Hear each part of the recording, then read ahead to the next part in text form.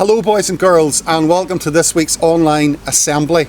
Today we start with a reading from the New Testament book of Luke, and we're reading from chapter 5 and verse 1. And this is the story about Peter and how he and some of his friends became disciples of Jesus. Jesus stood by Lake Galilee. Many people stood around him. They were listening to Jesus teach God's word. Peter and some other men who had been fishing were there. They were washing their nets. They had left 2 boats at the edge of the water. Jesus saw the boats. He got into one of them. It was Peter's boat. Jesus asked Peter to row out on the lake. They went just a little way from the shore. Then Jesus sat down in the boat. He began to teach the people. When Jesus had finished talking, he turned to Peter. "Take the boat into deep water now," he said. "Then put your nets out. We can catch some fish." "We have fished all night," said Peter. "It was hard work and we didn't catch anything. But if you say so, I'll put the nets out." The men threw out their nets, and straight away hundreds of fish swam into the nets. The nets became heavy with all the fish, and the nets began to break.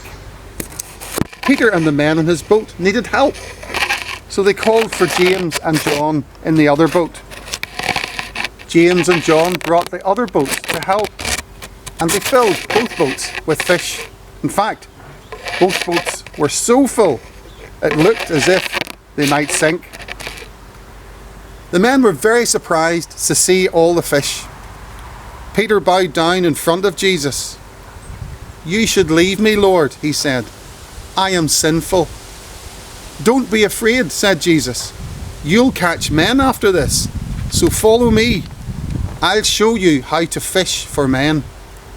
So they pulled their boats up onto the land, and then they followed Jesus. Many of you will know that there are words that have more than one meaning, and I have some examples for you today. Bat, box, and bank. Let's think about bat first of all. Bat, of course, can mean something like a cricket bat, can't it? But it can also mean a little animal that flies around, that can't really see, and relies very much on its hearing to know where it's going. Sometimes we see these little bats flying around early evening. Just when everything's starting to quieten down, it's as if they come out because they know there's not many people about. So bat has at least 2 meanings. Then we have the word box. B-O-X. And of course we know that this is a box, something that you can put things in. But box also means boxing, as in a boxing match, doesn't it? And then we have the word bank. And bank has at least 2 meanings. One, of course, means the building where we put our money. We save up our money and we can take it out of the bank when we need it. But bank can also mean alongside a riverside. The riverbank. Here are 3 more words that have more than one meaning. Dash, fast, and light. Now dash can mean a dash as in a hyphen in between 2 words. It can also mean to dash about in a hurry. And then we have fast. Fast can mean to do something fast, like running. And it can also mean to go without food or water.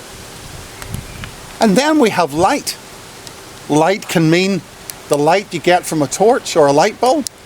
But it can also mean something that doesn't weigh very much.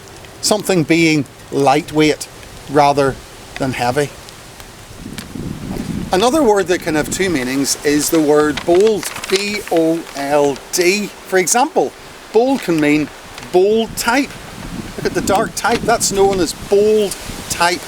The word bold can also mean to be brave, to be courageous. And as I was thinking of the word bold, I thought about Peter. Peter, who came to follow Jesus after he had obeyed the Lord's command to put the nets out further. And then there was this amazing catch of fish. And as you read through the Gospels, you see how Peter became more and more bold. But sometimes he got himself into trouble.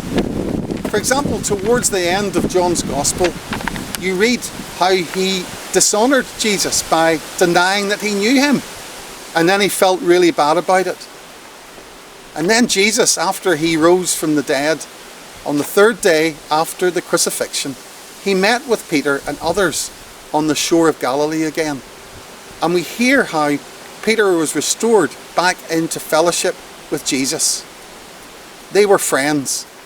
And Jesus gave Peter a special job, and that was to lead the early church and to share the good news of Jesus.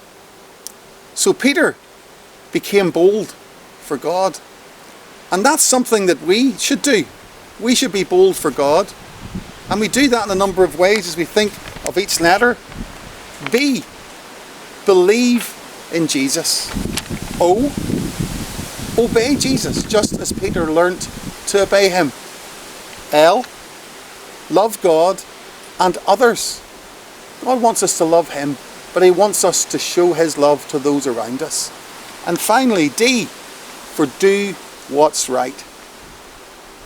So I hope you'll remember the story of Peter, how he became a follower of Jesus, and how after his mistakes he was sorry and became bold for Jesus.